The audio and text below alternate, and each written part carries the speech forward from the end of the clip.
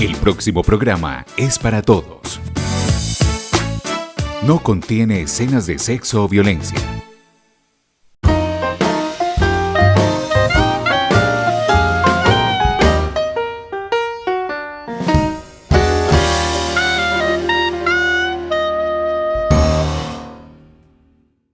Un saludo muy especial a los televidentes de Tinteando con la Firma. Y nuestro tinto de hoy, que es de Café La Traviesa, café de origen, no lo vamos a tomar con el tema de los allanamientos. Y para ello tenemos como invitado a la abogada doctora Eliana Patricia Posada Sandarriaga. Doctora, muchas gracias por haber atendido nuestra invitación. Juan Carlos, muchas gracias a ustedes por hacerla. Siempre será un placer para mí estar en los canales de AOPAN. Muchas gracias. Bueno, siempre se ha escuchado hablar de los allanamientos. Sí, un allanamiento es bueno, un allanamiento es malo. ¿Qué es un allanamiento? Bueno, un allanamiento es un procedimiento que realizan miembros de Policía Judicial teniendo como fundamento o razón la ilegalidad frente a una conducta.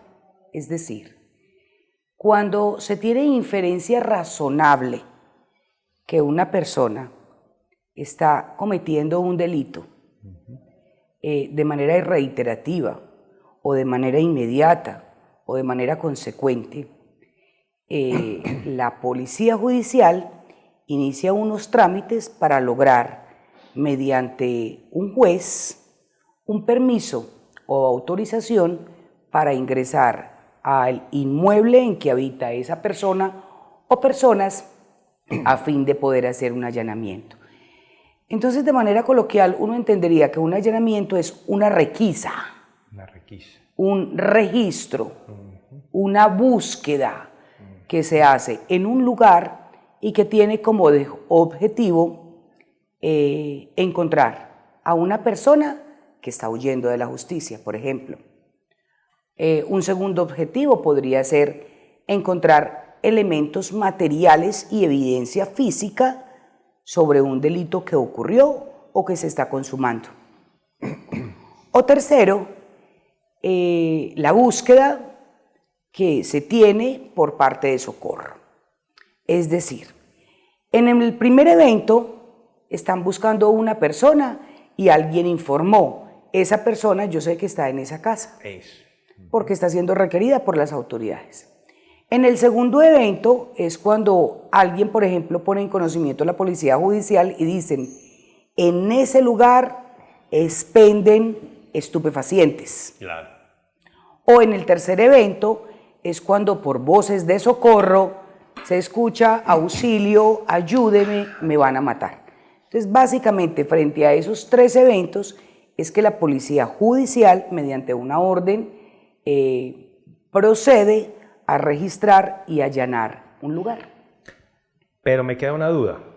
En ese tercer caso, en ese tercer evento, donde se habla de socorro, como lo dice usted, pues seamos francos, mientras se desarrolla que el juez firme la autorización y toda esa cosa para que la Policía Judicial entre a esa casa, digámoslo así, pues ya está consumado el delito, digámoslo así. Bueno, lo que pasa es que en esas tres modalidades que indicamos anteriormente, hay unos allanamientos que se consideran allanamiento en flagrancia y allanamiento cuando no hay flagrancia. Eso. Entendida la flagrancia como ese momento mismo en que se está consumando o transgrediendo la norma penal. Ya. Entonces, en el primero y en el segundo paso es un allanamiento por orden judicial. Y en el tercero, pues como es la flagrancia, la comisión inmediata, no se requiere precisamente por lo que has manifestado. Es primordial garantizar la vida de esa persona humana que el cumplimiento de una obligación escrita para que pueda ejecutarse la orden judicial. Bueno, flagrancia también sería cuando un individuo comete una fechoría y está huyendo, se mete a una vivienda, a una propiedad privada, y la policía, digamos, puede ir y persiguiéndolo y puede entrarse hasta esa casa o aún así no lo podría hacer. Lo que pasa es que estaríamos tocando dos temas completamente diferentes. Uno lo tenemos como allanamiento y otro como la flagrancia. La flagrancia, como la has descrito, efectivamente, se captura a esa persona que acaba de cometer el ilícito y simplemente está huyendo del lugar en el que lo realizó. Pero si esa persona ingresa a mi casa, la policía judicial, lo primero que debe manifestarme es si yo autorizo el ingreso de policía judicial toda vez que esa persona acaba de cometer un ilícito. Entonces, eso siempre lo expone policía judicial, porque de lo contrario, o tendrían que investigarme a mí, ¿por qué no le estoy permitiendo el ingreso a policía judicial ante algo que es evidente para las personas que están ahí? O segundo, pues tendrían que trascender y como ir un poquito más, porque diría yo, ¿cómo voy a proteger yo a la persona que acaba de matar a otra? Claro. Muy bien. Esa es la situación. Ya entendemos entonces que un allanamiento pues en realidad no es bueno, pero cuando una persona o un grupo de personas van por una carretera, van por una calle y digámoslos hay un evento de una requisa, en cierto modo pues esa requisa para pedir papeles y sí, requisar la persona, también se podría llamar como un allanamiento, digámoslo así, porque están investigando a la persona, están mirando a ver si tiene armas, si tiene algún droga o algo así, antecedentes. Sí. No es lo mismo. No es lo mismo. No es lo mismo. Los allanamientos se realizan por parte de policía judicial. Ese registro al que te refieres que hace un miembro de Policía Nacional, generalmente es para establecer un poco de control. Controles. No tiene un poder coercitivo tan grande. ¿Por qué? Porque nos encontramos cantidad de personas accidentadas en carreteras, por ejemplo. Y cuando uno va a ver quién es la persona que provocó esa colisión, el conductor muchas veces ni siquiera tiene cédula de ciudadanía ni documentos que acrediten que él es el dueño de la moto. O peor aún, no tienen un documento que acredite que tiene los conocimientos necesarios para conducir una motocicleta. Entonces, lo que hace Policía Nacional es tratar de hacer demasiados controles para garantizar que esos eventos no ocurran. No ocurran, ya, muy bien, perfecto. Bueno, los allanamientos que son hechos por policía judicial, digo yo desde mi ignorancia, esta policía judicial está capacitada para desarrollar esos procedimientos bajo un protocolo de poder hacer un allanamiento con todas las de la ley, porque uno ve que muchos jueces dicen, no, se tumbó tal captura o tal cosa porque hubo un allanamiento ilegal, algo así, o mal procedimiento. ¿Puede suceder eso? Sí.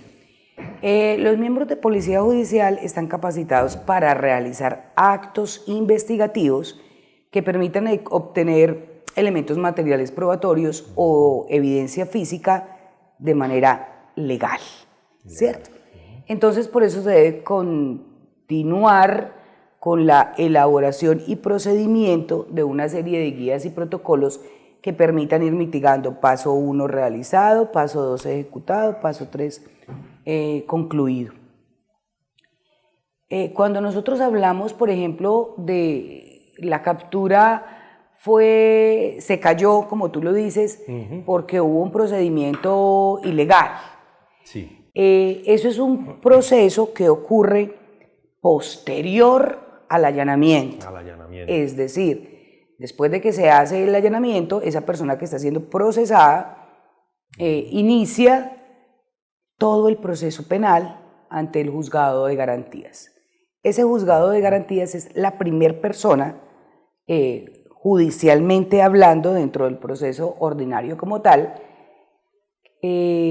con el juez. Es el primer contacto que tiene, porque los anteriores contactos obviamente los tuvo con miembros, pero de policía judicial.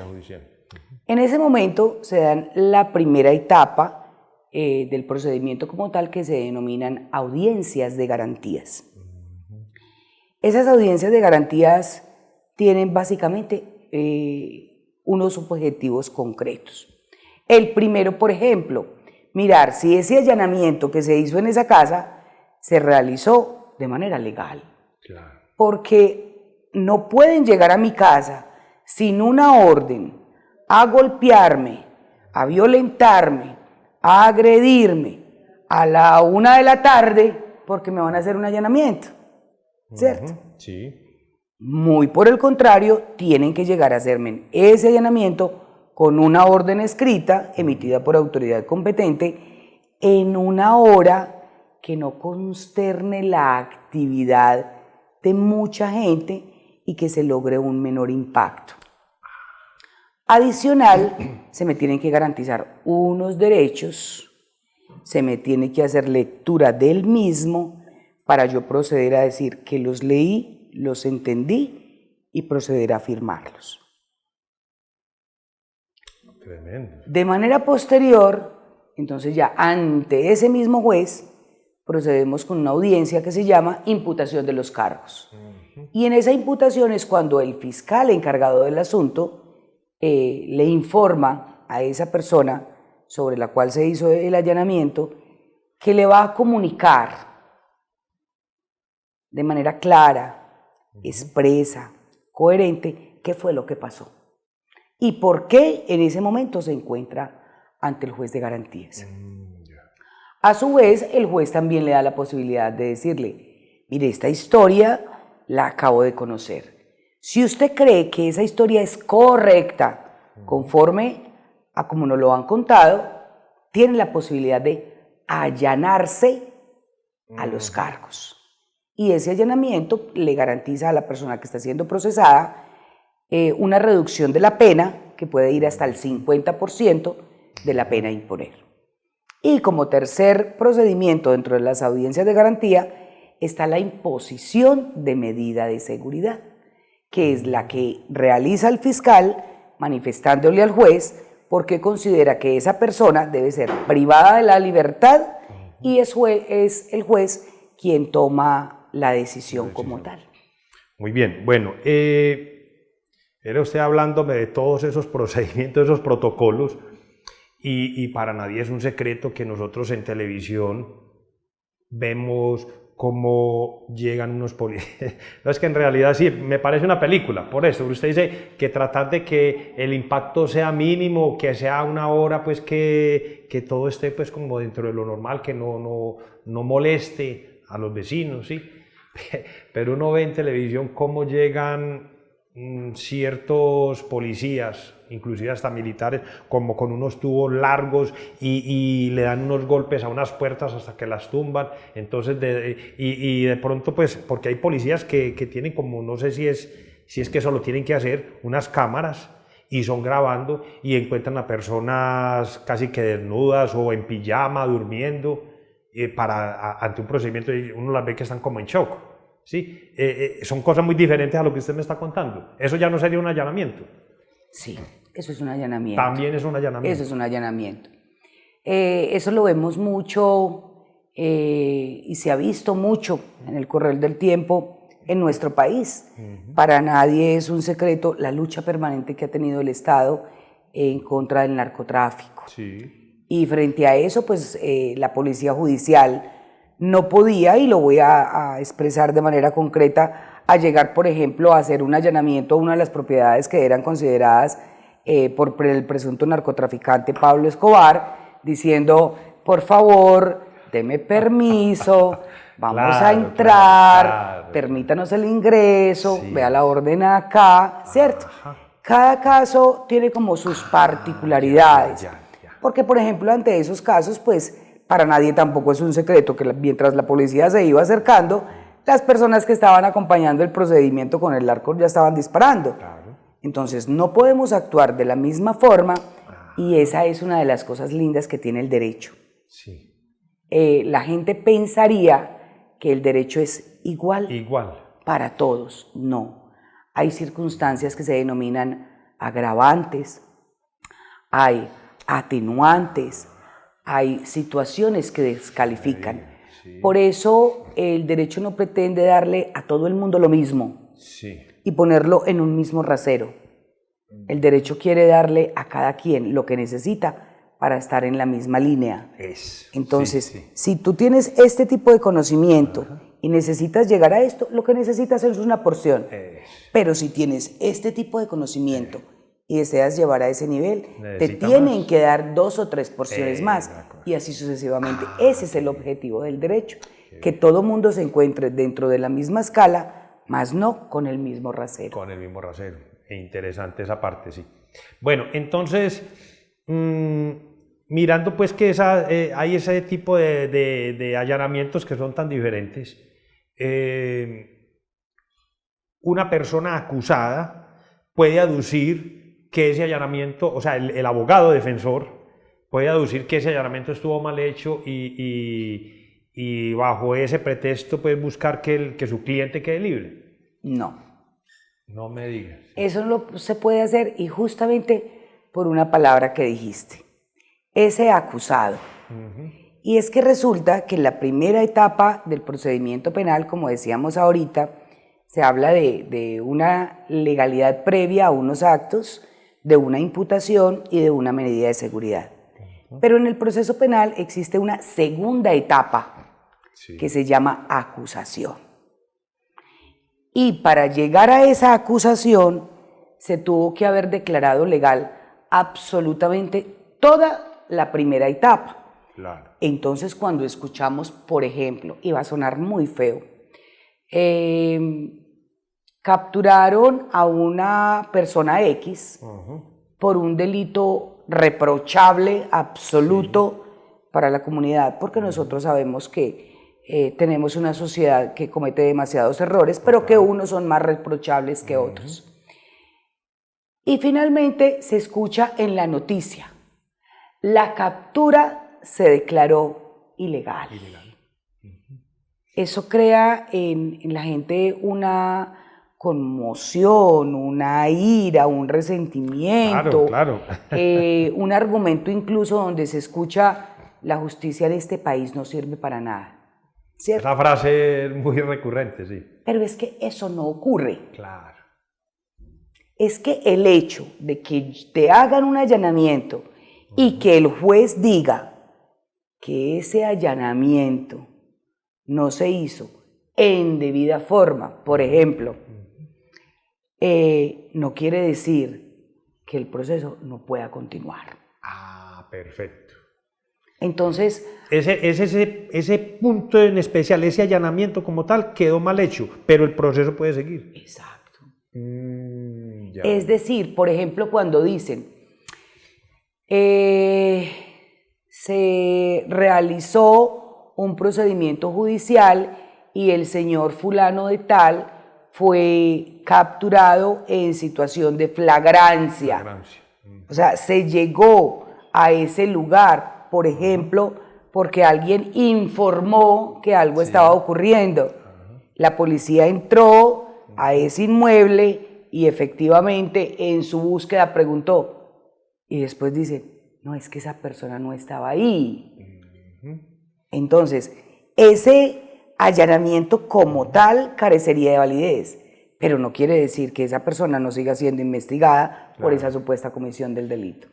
Entonces, ese es el desconocimiento muchas veces de la información lo que nos lleva a sacar conclusiones mucho más erróneas de la información que recibimos, pero es por la falta de conocimiento durante esa etapa procesal. Muy bien. Bueno, hemos estado hablando de personas, ¿cierto? De casos delictivos, pero se encuentra uno como que, y no sé si es la policía judicial, usted me lo dirá, que se hizo un allanamiento a las oficinas de tal ministerio, que se hizo un allanamiento a tal empresa de aviación, ¿sí? O que se hizo un allanamiento a tal empresa que tenía unos contratos con el Estado y de pronto para investigar había que revisar una cantidad de documentos. Hay una policía, o digamos judicial, pero especializada en ese tipo de casos. O sea, no solo es para buscar droga o algún delincuente, pues alguna persona que mató a alguien, ¿cierto? Son otro tipo de allanamientos también. Sí, claro. El único objetivo para la realización de un allanamiento no es buscar estupefacientes. Eso. Es muy claro. El allanamiento busca encontrar elementos materiales probatorios o evidencia física y evidencia. Cuando hablamos de elementos materiales probatorios es la carpeta, es el computador, es la memoria, es el expediente, es el libro, un elemento material probatorio, un arma. Claro. La policía realizó ese allanamiento porque tenía conocimiento por información que suministró una fuente humana de que en ese lugar habían armas. Incluyendo también un celular, porque escuché por ahí en estos días que la secretaria de Educación de Medellín, me parece que es, le detuvieron, digámoslo así, en mi vocabulario, le detuvieron el celular y encontraron que ya ella había borrado algo. O sea, un celular también se puede allanar, digámoslo así. Claro, un celular es objeto de otro proceso que no es allanamiento, sino que se denomina búsqueda selectiva en base de datos. Entonces, frente a esos medios, lo que se hace es proceder mediante una orden judicial a que se puedan aperturar todas las bandas y lograr tener todo el conocimiento que había dentro de ese celular. Frente a eso también cometemos muchos errores. Sí. Tenemos la creencia por desconocimiento de que el celular es un medio muy seguro. Sí. Y no hay absolutamente nada de seguridad frente a un celular. A toda esa información que hay guardada ahí y que aún que la borremos, de todas maneras, en alguna queda parte en la está. nube. Sí. Tremendo eso, sí. Bueno, doctora, no, muy interesante este tema. Nosotros como ciudadanos debemos de conocer, pues así no tengamos deudas o las tengamos con la justicia, debemos conocer ese tipo de procedimientos, ese tipo de protocolos para que no suframos, digámoslo así, de una situación indebida de parte de la policía judicial. ¿Podríamos decir eso? Yo pienso que conocer los derechos que nosotros tenemos es tan fundamental como conocer el número de la cédula, el nombre completo nuestro y hasta el propio RH sanguíneo. Claro. ¿Por qué? Porque muchas veces, por desconocimiento de los derechos que tenemos, permitimos que sucedan otras cosas que pueden trascender a escalas diferentes y generar demasiados conflictos y problemas. O por el desconocimiento de todo ese protocolo, no tenemos la capacidad de ayudarle a otra persona que está en esa situación. Lastimosamente, uno que escucha en la calle, allanaron la casa de fulanito de tal, y a esas mismas personas uno les escucha decir, y un cerro de chismosos hablando, gritando, diciendo, llorando. Ese no es el momento ni para gritar, ni para pelear, ni para llorar.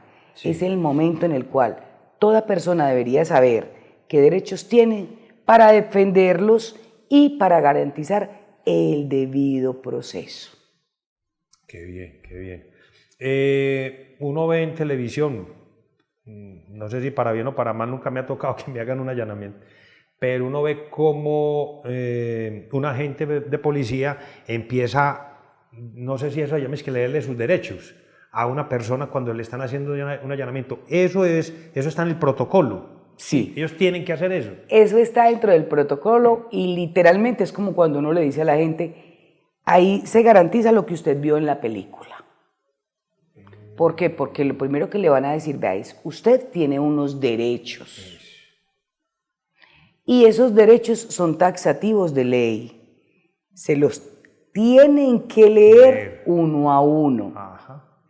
Entre ellos, por ejemplo, le dicen, usted tiene derecho a guardar silencio, a no autoincriminarse. Sí. Porque todo lo que usted diga en este momento podrá ser usado en su contra. Eso sí lo vemos Esa literal frase, de las películas. Claro, claro. Usted tiene derecho en este momento a hacer una llamada, a poner en conocimiento a una persona de lo que está sucediendo en este momento. Esa persona puede ser su hermano, su papá, su mamá, su abogado, que generalmente buscan a una persona de la familia, le cuentan qué es lo que está sucediendo, para que esa persona pueda de manera posterior poner en conocimiento a otras y básicamente a su abogado. Cuando no se garantizan esos derechos, se llega entonces a un proceso mal hecho y el juzgador lo tiene que declarar ilegal. Ilegal. Ya, excelente esa parte. Bueno, no le estoy haciendo muchas preguntas porque en realidad el tema es agradable. Sucede hace poco, pues no hay que mencionarlo, pero hace poco incriminaron, se dice, a una persona norteamericana de un asesinato, ¿sí? Y esa persona, pues, como es de Norteamérica, habla inglés.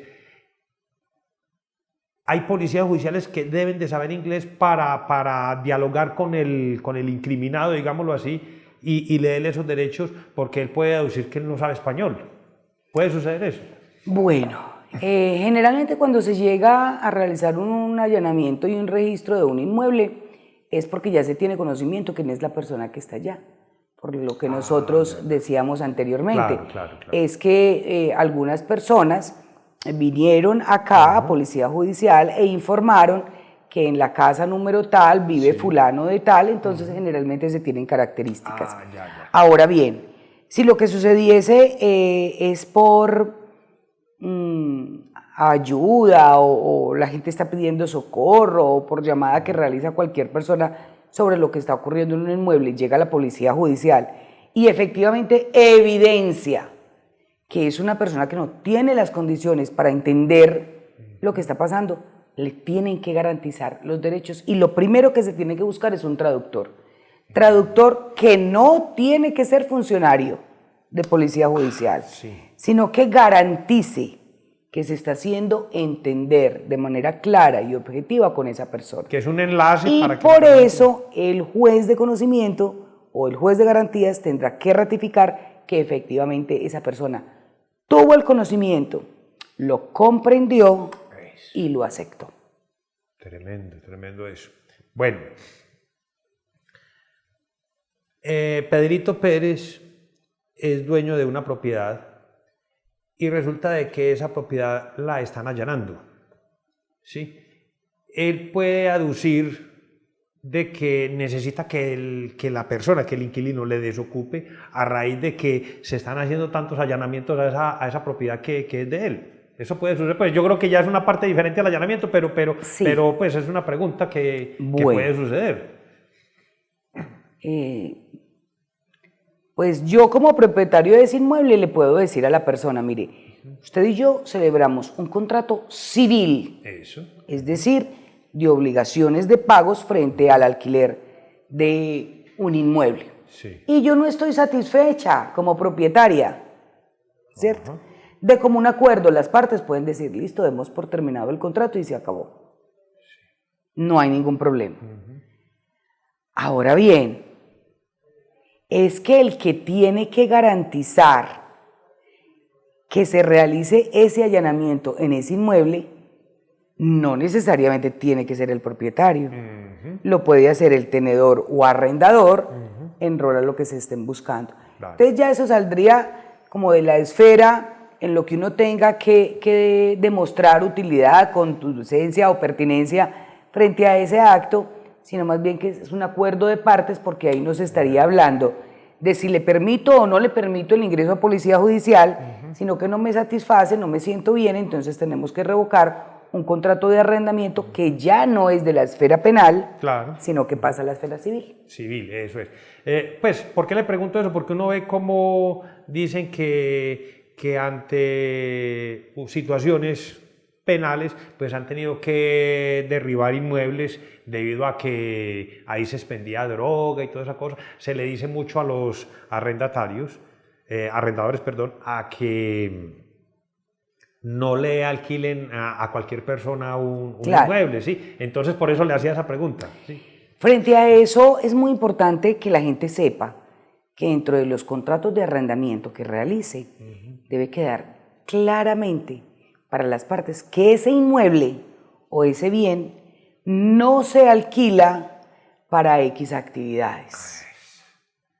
¿Cierto? ¿Por qué? Porque es que la persona que lo está alquilando lo está haciendo de muy buena fe. Entonces, no hay derecho a que en un momento determinado a esa persona que alquiló le apliquen el comiso por parte de la fiscalía cuando yo soy un tercero Sí. que simplemente arrendé, Claro. que no sabía para qué. Muy bien. Y se tendrá que demostrar Sí. todo eso mediante un proceso, porque tampoco se le pueden vulnerar los derechos a la persona que es propietaria por garantizar el derecho de la persona arrendadora. La cosa. Bueno, ha ocurrido por desconocimiento de que 2 o 3 malevos se entran a una propiedad y muestran que van a hacer un allanamiento y pues digamos se disfrazan, porque hay que decirlo así, se disfrazan de policías y entonces la persona que está en la vivienda pues se asusta, pero si ellos le muestran que son policía y pues, con su uniforme, entonces los deja entrar y mentiras que antes entran es a robarlos, a atracarlos, inclusive hasta a matarlos. Digamos así ya, porque ya se nos va a acabar el programa, a grosso modo, ¿qué necesita un ciudadano básicamente como para saber a quién puede dejar entrar a una casa? ¿Qué se necesita conocer uno para poder saber que puede dejar entrar a alguien? Si llegan unos policías y van a hacer un allanamiento, yo puedo comunicarme con la dirigencia policial para saber si en realidad sí es cierto que se puede hacer allanamiento. ¿Qué tiene que hacer uno? Básicamente, las personas que van a realizar ese allanamiento, lo primero que tienen que hacer es identificarse. Y esa identificación es una identificación plena. No es decir, hola, ¿qué más? ¿Cómo está? Yo me llamo Alfonso Restrepo, por decir algo, ¿cierto? Aparte de esa identificación, que debe ser verbal, pero que también la debe mostrar para que corresponda una cosa con la otra, debe acreditar quién es. Entonces, yo me llamo Alfonso Restrepo, me identifico con tal cédula, soy miembro de Policía Judicial, este es el documento que me lo acredita, procedo a realizar un registro y allanamiento en este inmueble en razón a la orden que fue solicitada por el fiscal tal y que fue avalada o considerada positiva por el juzgado número tal, conforme a solicitud. O sea, todo tiene un fundamento. Eso no es que llegue, y eso es muy importante saberlo, porque mucha gente, y muchas veces la gente se puede ver inmersa en ese tipo de situaciones, pero también es entendible el miedo. El miedo, claro. ¿Qué pasó? Yo no he hecho nada, y si no he hecho nada, pues entonces entre, vaya, busque, revise. Eso. Cuando le están permitiendo ese ingreso a una persona que no tiene ninguna cualidad, ninguna capacidad y ninguna competencia. Perfecto. Entonces, pues el resumen diría yo, seamos buenos ciudadanos y abramos los ojos. Claro, Sí, eso es lo que tenemos que hacer hoy, mañana y siempre. Tener un poquito de conocimiento, estar muy alerta para beneficio nuestro y para beneficio de los otros. Perfecto. Doctora Eliana Patricia, le agradezco que haya atendido nuestra invitación. Muy interesante el programa. Muchas gracias a usted. Espero que no sea la primera ni la última vez. De eso se trata, así es. Muchas gracias. Espero que les haya gustado el programa y nos vemos en otra oportunidad.